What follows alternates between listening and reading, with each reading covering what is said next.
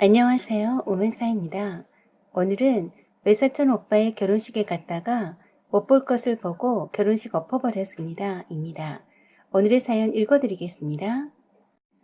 제가 당한 기막힌 사연입니다. 재작년에 연인 사이였던 남친과 헤어졌어요. 3년을 사귀었었고 결혼까지 생각할 만큼 사랑했던 사람이었어요. 그런 그가 나를 놔두고 하는 판리라고는 전혀 예상치 못했습니다. 그는 내가 아는 한 착한 사람이라고 생각했었기 때문이죠. 마냥 착하기만 하진 않았고 사회 이슈나 정치에도 관심이 많았고 특히 약자에 대한 배려를 위해 고군분투하는 자칭 인권 변호사였습니다. 스스로 개념 있는 변호사로 지칭했었죠. 그때 남친은 참 그럴싸해 보여서 저는 그런 남친이 매우 마음에 들었습니다. 술도 잘 못 마셔서 친구들 사이에선 제일 먼저 취해서 엎어져 자곤 했지만 그것마저도 싫진 않았습니다. 제 아버지가 술을 엄청 좋아하는 애주가여서 엄마가 마음고생 많이 한 걸 봐왔기 때문에 평소에도 술 좋아하고 놀기 좋아하는 남자들이 그리 좋아 보이진 않았거든요. 허우대만 멀쩡하고 속빈 강정 같은 남자들 많은데 남친은 발랑 까지지도 않고 맑고 순수한 영혼이라고 생각했는데 그게 아니라 멍충이 바보였었네요. 제가 잘못 봐도 한참 잘못 본 거였어요. 어느 날 남친이 자기가 무슨 정의의 사도나 되는 것처럼 가엾은 술집 살롱에서 일하는 도우미 아가씨에 대해서 얘기를 했어요. 저는 전혀 관심도 없는데 불쌍하다고 그 수렁석에서 구해주고 싶다나 어쩌고 저쩌고 하길래 또 시작이네 싶었어요. 남친은 동창 친구들 모임에 나갔다가 뜻이 맞는 애들끼리 2차로 가자고 해서 마다했는데 뻔히 도움이 끼고 놀려는 걸 알기 때문에 빠지려고 했답니다. 그렇지만 친구들이 반강제로 끌려오다시피 했다고 하더군요. 친구 중에 돈 펑펑 쓰는 물주가 있어서 그날도 도움이 끼고 술 한잔씩 했다네요. 눈치 봐서 빠져나갈 요량으로 술은 입에도 대지 않고 있었고 친구들은 이미 한 잔씩 걸친 상태로 자기네들끼리 떠들며 이야기하느라 바쁘더래요. 그런데 도우미 중 한 여자가 옆에 다가와 앉더랍니다. 순진해 보인 생김새가 도우미를 할 사람 같진 않아 보였다네요. 처음엔 별로 대화를 나누고 싶진 않았는데 묘하게 그 여자의 하는 말에 빠져들더랍니다. 처량하게 슬픈 눈을 반쯤 내리깔면서 여기 오고 싶어서 온 게 아니고 강제로 끌려오다시피 한 거라면서 한숨을 쉬더래요. 원래 집안이 부유했었는데 아버지 사업이 망하면서 사채빚이 졌다면서 사채업자들에게 빚도촉에 시달리니까 마지못해 팔려오다시피 해서 어쩔 수 없이 도움하면서 본 돈 몽땅 빚 갚는 데 들어가고 있다고 했답니다. 아버지 빚 다 갚기 전에는 여기서 빠져나갈 수 없다고 했다면서 세상에 그렇게 불쌍한 여자도 다 있더라고 했어요. 그러면서 부모님 모르게 술집 도우미 짓을 하는데 어디다 도움 요청할 곳도 없어서 갚아야 할 빚은 줄어들지 않고 있는데 도망가고 싶지만 도망갈 데도 없다고 했다네요. 남친은 왜 진작 빚이 그 지경으로 감당이 안 될 정도이면 파산 신청이나 개인 회생 절차를 밟지 않았냐고 반문하면서 물었는데 아버지 사업 일이라서 잘 모른다고 얼버무리더랍니다. 그래서 남친은 아마도 연대보증을 섰기 때문에 파산 신청을 해도 소용없었나 하고 갸우뚱했다네요. 그러면서 변호사이니까 혹시라도 법률적인 일로 상담 문의할 수 있겠냐고 하면서 명함을 달라고 해서 주고 나왔다고 했습니다. 그 뒤로 남친은 그 여자가 연락해와서 몇 번 만나면서 급속도로 친해졌다고 했어요. 순진하고 착한 아가씨인데 주변에 아무도 도와주는 사람이 없어서 사채업자가 포주처럼 감시를 하고 도우미로 술집들을 이리저리 돌리니 도와주고 싶었다고 했어요. 비가 억수로 떨어지는 어느 날 밤에 도우미 노릇을 더 이상 할 수 없어서 도망쳐 나왔다고 했대요. 갈 곳이 없어서 왔다고 도와달라며 어떻게 알았는지 남친 오피스텔로 찾아왔답니다. 이 멍충이 남친은 그 말에 깜빡 속아서 혼자 살고 있는 오피스텔로 들어오게 했고 그때부터 저 몰래 동거 아닌 동거가 시작되었다고 했어요. 그렇게 동거 아닌 동거가 리얼 동거로 변하게 되는 데는 얼마 걸리진 않았대요. 그때부터 바보 남친은 그 여자 물주가 되었습니다. 어떻게 해서 남친의 혼을 쏙 빼놓았는지 남친은 도우미한테 푹 빠져 있더라고요. 정말 이렇게 멍청하고 부족한 사람인 줄 몰랐습니다. 제가 남친 오피스텔로 찾아가 보지 않았더라면 남친이 정말로 바빠서 만나주지 않는 걸로 생각했을 겁니다. 남친이 바쁠 것 같아서 저녁거리 간단히 장봐와서 반찬이나 해놓고서 잠깐 기다려 볼 생각으로 남친 오피스텔에 비번 따고 들어갔습니다. 정말로 뜻밖의 웬 여자가 자기 집인 양 있어서 잘못 들어왔는 줄 알았네요. 그런데 남친 오피스텔이 맞더라고요. 저는 누구세요? 하니까 당신이야말로 누군데 함부로 들어와요? 하더군요. 그리고 우린 서로 어디서 많이 본 듯한 얼굴임을 바로 알아차렸습니다. 야, 너 영미 아니니? 그래, 수키? 그랬습니다. 세상에, 고등학교 동창이었어요. 그런데 수키, 너 여기서 뭐하니? 여기 내 남친 집인데?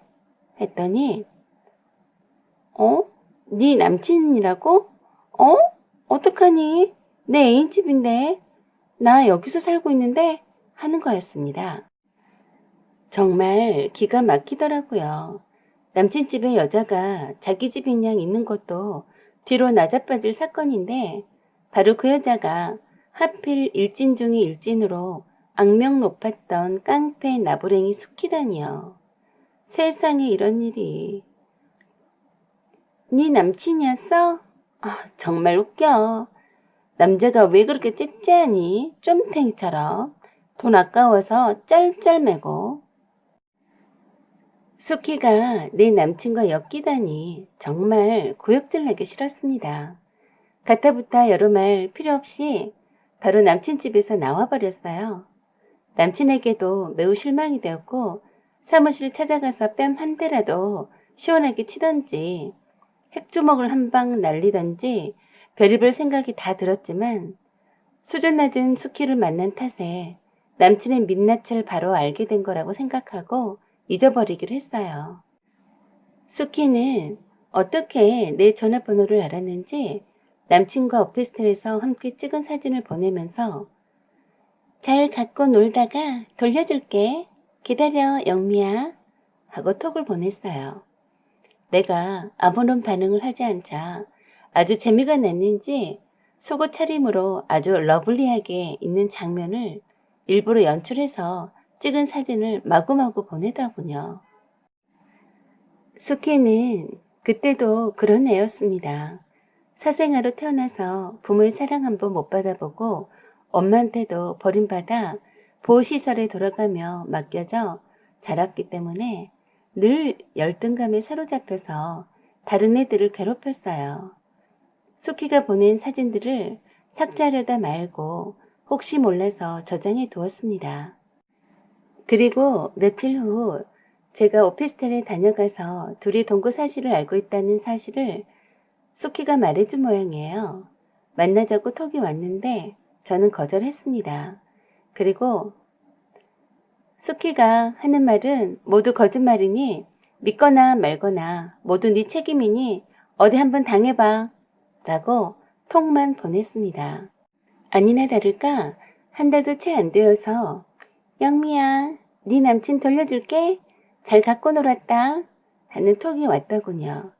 이왕이면 얄미운 남친이 수키한테 되도록이면 된통으로 당해야 고소해야 할 텐데 라고 생각했어요. 얼마 지나지 않아서 전 남친한테서 전화가 왔어요. 수키가 어디 있는지 짐작가는 데가 있는가 물어보더라고요. 역시나 수키는 제대로 한 건 하고 사라졌더라고요.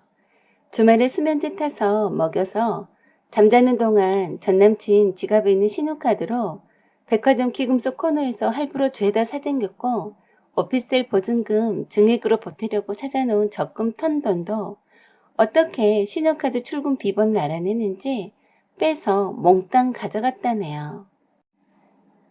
그래서 제가 어머, 수키가 정말 좋아했나 보네. 그 정도로만 헤쳐먹은 것 보니 하고 말해주었습니다. 혹시라도 연락이 오면 경찰에 신고했다고 전해달라고 했어요. 쌤통이다 라고 생각했습니다. 그런 후 1년이 지난 어느 날에 외사촌 오빠 결혼식에 가게 되었습니다. 그날따라 엄마가 자기 자식 결혼식 마냥 들떠서 일찌감치 서두르셔서 이른 시각에 예식장에 도착했어요.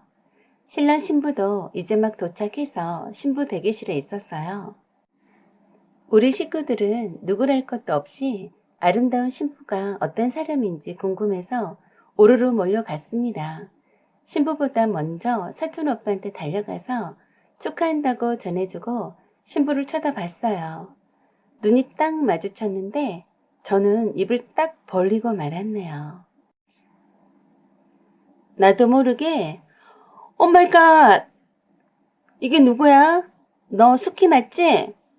저는 순간 외사촌 오빠를 쳐다봤어요. 이 여자랑 결혼한다고? 미쳤어 오빠? 나도 모르게 나와버린 소리에 저희 식구들이 왜 그러냐며 아는 사람이냐며 놀랐습니다. 수키는 저를 보자 얼굴이 창백해져 있더군요. 저는 남동생한테 신부 대기실 문을 잠그고 못 나가게 지키라고 했어요. 세상에나 이젠 우리 사촌 오빠 사기쳐 잡수려고 했니? 사촌 오빠가 언니한테 무슨 망발이냐고 하길래 언니는 무슨 언니? 이 여자 혼인빙자 전문 사기꾼에다 절도범이야. 지금 이 여자한테 당한 남자가 아주 애타게 찾고 있지. 오빠, 이 결혼 무효야. 내가 아니었으면 우리 오빠 후루룩 훑어 잡수고 떠날 판이었겠네. 하고 말하니 얼굴이 빨개져서 아무 말도 못하고 안절부절 하더라고요. 그리고 전 남친에게 전화해서 예식장으로 오라고 했고 오기 전에 신고했던 경찰서에 연락해서 경찰 출동시켜서 잡아가라고 떠나갈 듯이 큰 소리로 말했습니다. 그러자 도망치려고 웨딩드레스 입은 채로 나가려고 하길래 티아라를 쓴 머리채를 쥐어잡고 다리를 걸었더니 보기 좋게 발라당 넘어지더라고요. 저는 그 위에 올라타서 도망가지 못하게 누르고 있었는데 계속 발버둥 쳐서 언니와 남동생에게 붙잡고 있으라고 했어요. 이 기가 막힌 광경에 사촌 오빠는 어안이 벙벙해 하길래 전에 사기쳐 먹던 남자랑 찍은 사진이라며 다 보여주었어요. 그리고 같이 따라온 신부 친구들도 공범일지 모르니 붙잡아 두었어요. 나중에 알고 보니 일당 받고 온 도우미들이었어요. 이제사 빠져나갈 구멍이 안 보이자 나한테 그냥 보내달라고 사정하더니 아글아글 써대고 소리 지르고 난리 쳤습니다. 상견례에서 보았던 사람들이나 예식장에 온 신부 측 사람들 모두가 하객 도우미 서비스였던 걸로 확인되었어요. 다행히 하객들이 밀려오기 전에 결혼식 취소를 알리게 되어서 그나마 다행이었습니다. 수키는 혼인빙자 사기죄로 구속되었어요. 그동안 결혼 이물이라며 오빠에게 건넨 다이아 반지도 다 가짜였고 오빠한테 받은 진짜 다이아 반지를 받아내려고 용을 썼더라고요. 사촌 오빠는 좀 충격받았는지 정신이 없었지만 모든 것이 사기였다는 것을 알고는 저에게 고마워했습니다. 저렇게 착해 보이는 얼굴의 이면에 저런 모습이 있었다니 믿기지 않는다고 했어요. 이모도 저 아니었음 큰일 날 뻔했다고 천만다행이다고 했습니다. 저는 사촌 오빠에게 여자 외모에만 빠지지 말고 두루두루 잘 살펴가며 만나라고 했습니다. 물론 저도 마찬가지죠. 착하고 잘난 사람인 줄 착각하고 좋아했었는데 멍청하고 형편없는 사람이었거든요. 사람 만나는 것도 돌다리도 두드려가며 가듯이 조심스럽다는 생각이 듭니다. 여러분의 생각과 의견을 댓글로 부탁드립니다. 구독과 좋아요, 알림 설정 부탁드려요. 지금까지 시청해주셔서 감사드립니다.